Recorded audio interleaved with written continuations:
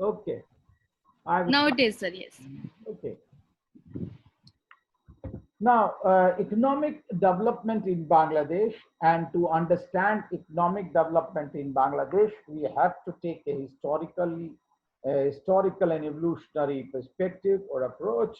And for this, we have to go to undivided Pakistan before Bangladesh emerged in as an independent state. Okay, so we have to look there a little bit. Now, in this context, we should ask few questions which are germane to understand the economy of Bangladesh, present Bangladesh, but what was the economy of Pakistan at that time? And how did Pakistan economy sustain in 1950s and 60s just after partition and a new country was emerging? Now, the answer is very simple that Pakistan sustained its economy with the help of foreign aid. And why it has to depend on foreign aid? Because it had no industry. Just after partition from India, there were no industries in Pakistan. Uh, so now, there was no internal mobilization of capital because there were no industries, and therefore there were no internal mobilization of capital. Hence, Pakistan had to heavily rely on foreign aid. Now, you can also ask that Pakistani elite, what was the nature of Pakistani elite at that time, and what was the impact of foreign aid on Pakistani elite? And the answer is simple that Pakistani state elite had become progressively addicted to foreign aid. And now, when they have become addicted to foreign aid, now what is the impact of this reliance on foreign aid on the national policy? Now, according to uh, Nuzrul hmm, this is the article Muhammad Nuzrul hmm.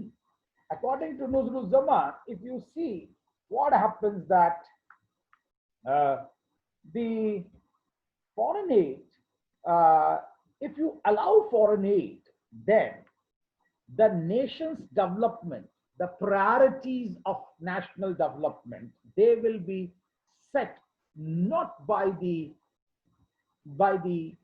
elites of the society, rather it will be set by the foreign donors. And that is where we can observe a dependency theory here also emerging, that how dependency theory is there. That if you depend upon the foreign donors, then you have to rely on them. They will decide what will your priorities of development will be. So they started deciding. Now let us come to another policy on which Pakistan tried to depend, and this uh, theoretical premise is trickle down policy or trickle down theory in economics. Now, what is this trickle down theory? The policy followed by Pakistan was that they will put money in the strong and the developed people. And that assumption was that the prosperity will trickle down to the poorer people and the weaker sector of economy. So you give money to the people, and those people who are powerful, gradually when they will develop, then there will be a trickle down and lower strata will also get. So trickle down policy had been you know, there in Pakistan in the beginning. And especially it determined the it determined the policy in the Delta region where Bangladesh is present. Now, this trickle down theory proved disadvantageous for the people living in Delta region, that is Bangladesh, which was, of course, and that is where a political crisis is started emerging. Now, under these economic and political, say, under this economic and political background, because of deprivation for the Delta people, East Pakistan people, there emerged a crisis, and we all know that what was the nature of the crisis, and that led to partition. Now, but we are doing it here, economics. So what was then nature of Bangladesh economy after independence? We have seen the history, the evolution, and we see that they did not develop anything, and there was nothing there, and they were relying on foreign aid, they were eating foreign aid, and therefore the policies and the program were decided by the donors. Now, what was the economy? Now, in 3 words, if we have to put what was the nature of economy of the Bangladesh, it was impoverished, it was war damaged economy, and largely rural economy. Rural meant that 90% of the Bangladeshi made their living out of agriculture or only based on village economy. 90% of the people. Over 80% of the population lived below poverty line. And this below poverty line is defined on the basis of consumption of per day calorie intake. 150 calories per day. Now, hence, it is empirically evident that there was hardly any source of income or economic resource to be mobilized for national development, economic development internally. There was no internal resource. There were no industries, of course. Now, having said this, what was the nature of resource mobilization? We looked into what was the nature of resource mobilization. If there were no industries, can Pakistani government evolve or generate resources from the landed gentry? There was a small faction of landed gentry. They would have generated resource from there. Now, if this was the case, what happened to landed gentry? Now, landowners, feudal lords who had big land holding,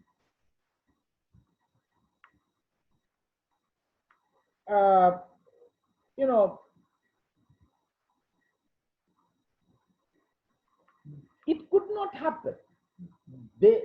Because all these landed gentry people, from where government could have mobilize the resources, it could not happen because they all became supporters and vote brokers or mobilizers of vote for the present government at that time.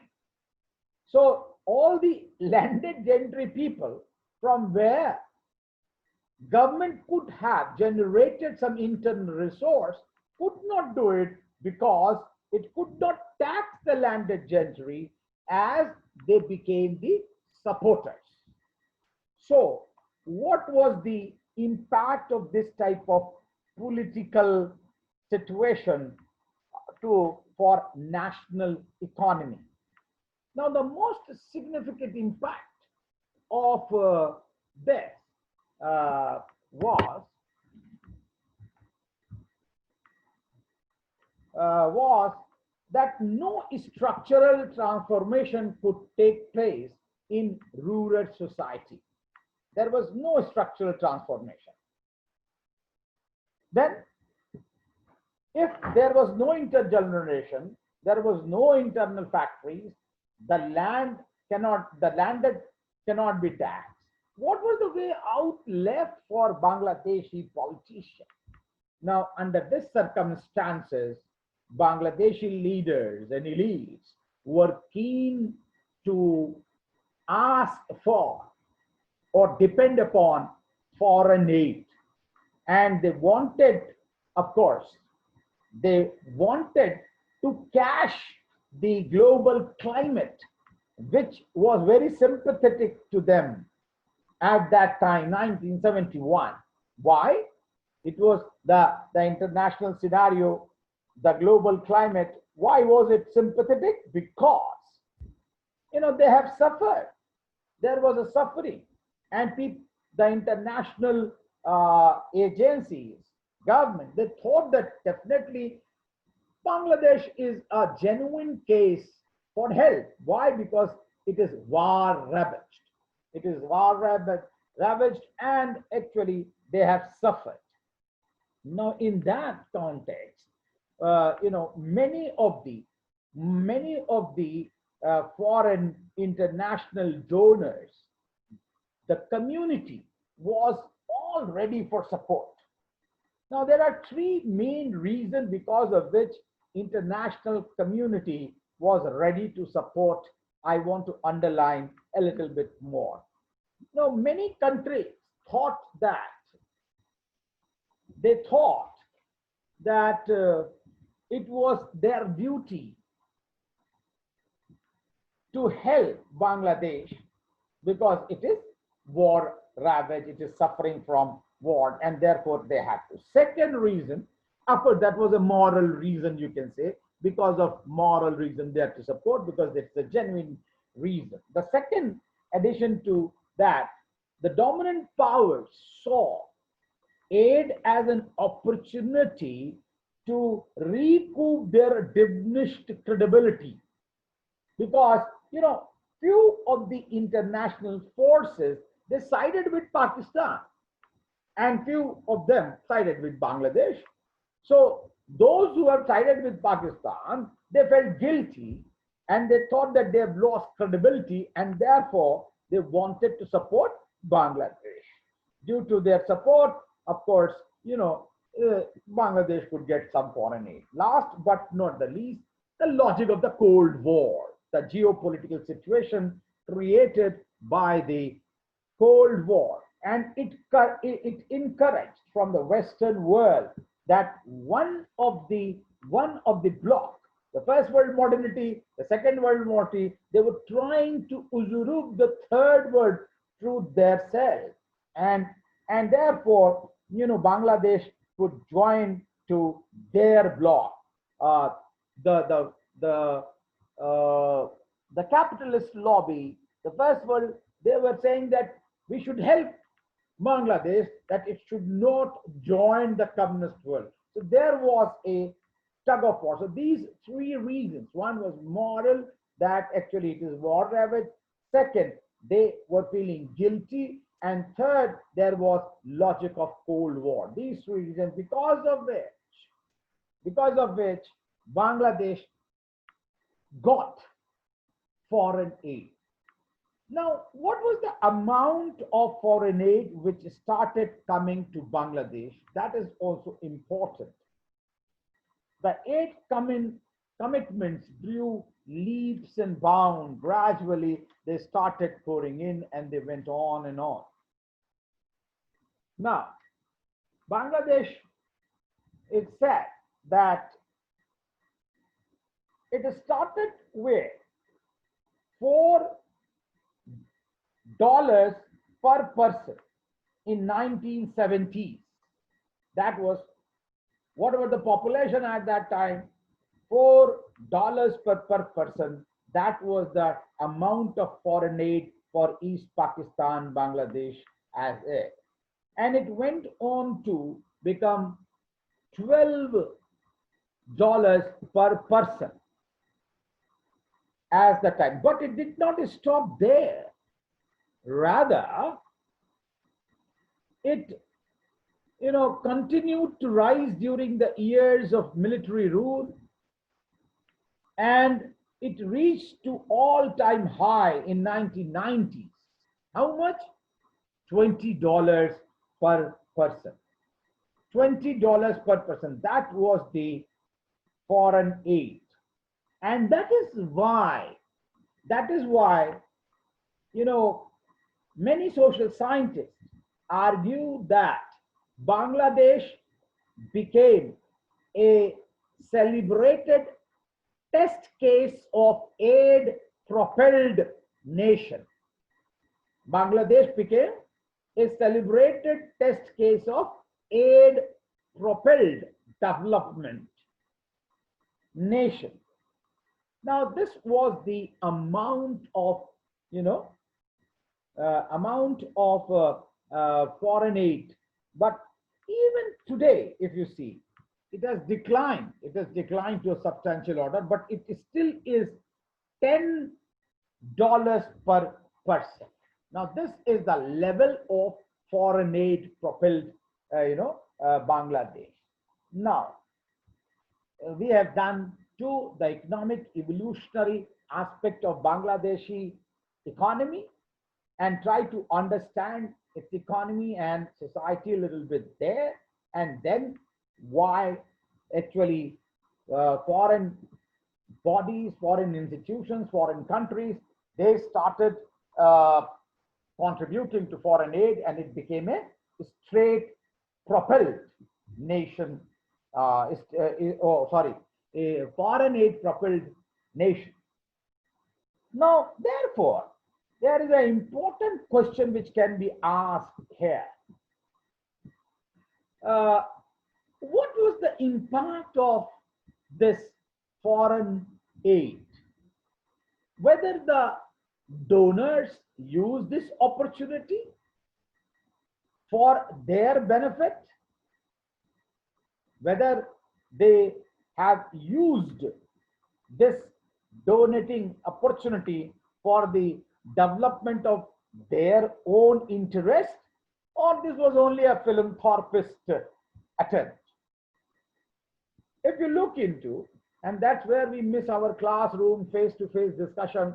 Had you been sitting in my class, room number 104, I would have definitely asked, and you should have nodded, and I would have also, yes, wasted some more time on this, or I would have utilized more time, but I cannot see now, and it's not motivating me to raise my voice.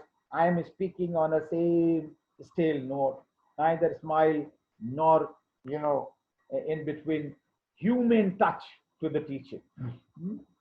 Never mind. So, important point to be noted is that the donors used this foreign aid as an instrument for their own benefit. Again, dependency theory is proved correct, that when people depend on foreign aid, foreign technology, how the foreign countries use that particular occasion for the benefit. So what did the donors do? The donors in Bangladesh case introduced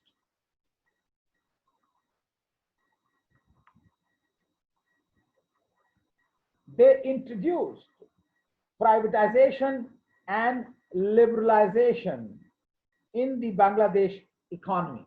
That was actually important aspect of that it was not a philanthropy. The foreign donors were not doing philanthropy. They were not very morally correct. Rather, they were using this as a instrument to introduce privatization, liberalization in the Bangladeshi economy. But of course, we know that how, you know, these different sections were basically opposing, but that doesn't matter. The other section did not accept. Now, another impact. One, they started introducing liberalization and privatization in the Bangladesh economy. That was one impact of the foreign donors. Now, what was the second impact? A very important second impact of foreign economy, which has an impact on society also. The another political impact of the foreign aid is thousands of foreign nationals under the epithet of expatriates, consultants, volunteers, aid administrators, diplomats, technical staff, all these foreign nationals in the name of expatriates, consultants, volunteers, diplomats, and technical staff, they all started coming to Bangladesh, and they could come to Bangladesh from different parts of the world and from the donor countries and donor institutions. And they started living in oases in Dhaka. Now, we should understand their role, basically. What was the role of these foreign nationals, expatriates, the diplomats, the consultants, the volunteers? Their role was multiple, or they played multiple roles. One was, of course, they tutored and advised and cajoled the new state elite which was emerging at that time. They tutored, advised, or changed their mind, cajoled. And second, they managed the aid accounts and assisted in the rehabilitation of the Delta society. Now, we can see this, that the actors, let us specify a little bit more, these actors, they were basically local representatives of the foreign government. They were the representatives of international organizations. They were from World Bank, they were from IMF, or they were also from United Nations. They were representatives of, say, commercial enterprises which were helping. They were representatives of voluntary organizations, NGOs, and taken together, backed by large sum of money, they controlled the whole Bangladeshi, elite. Now, these visitors and administrators had formidable presence, and they had formidable presence also because of their competing interests. So, on the one hand, they had formidable presence to help Bangladeshi society in the name of their, but they also were competing within themselves. So, if there is one NGO, there is another NGO. If there is Action Aid India, there is Oxfam, there is UNICEF. They are all trying to compete. There are international organizations, World Bank and IMF. They are all, or different countries' representatives, they were basically competing that they should get. Now, each foreign functionary representative had their own interest and their respective organization and their countries. Now, therefore,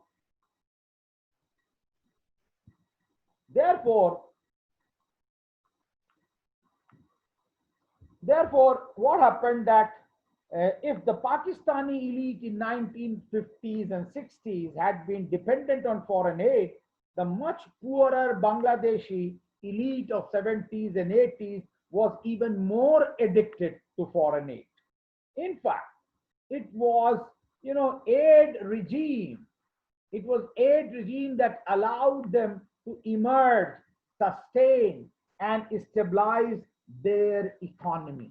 That is the second impact. Now, third impact of the foreign aid is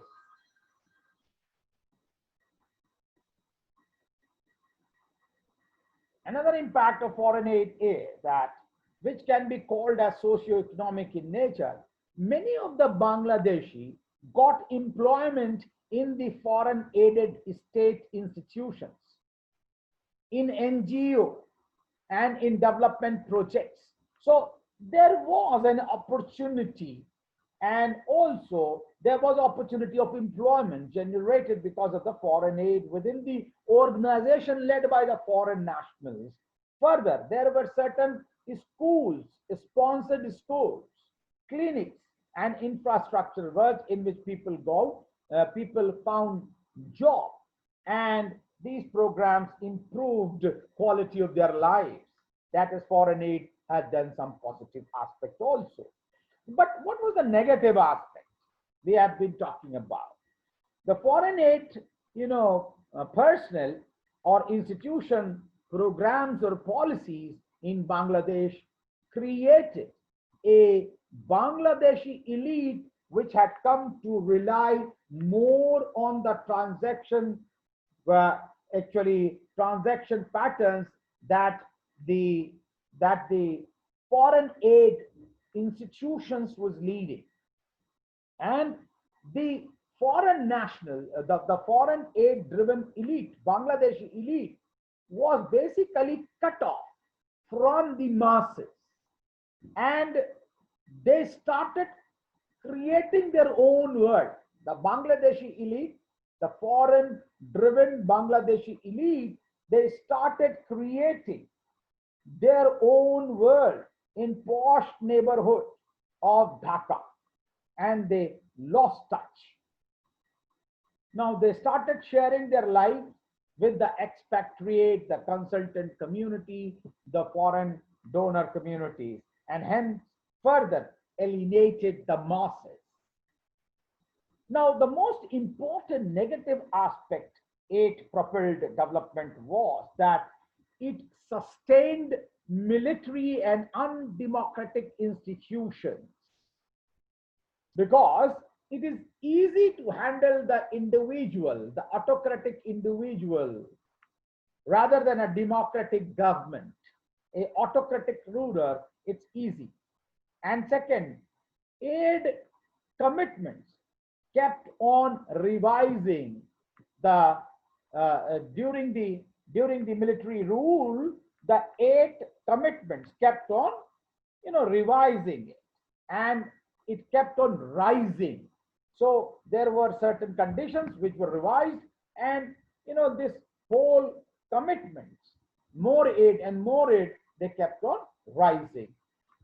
But they were all have to be paid back. That was very, very dangerous point. Now, under this, you have 80s until 90s.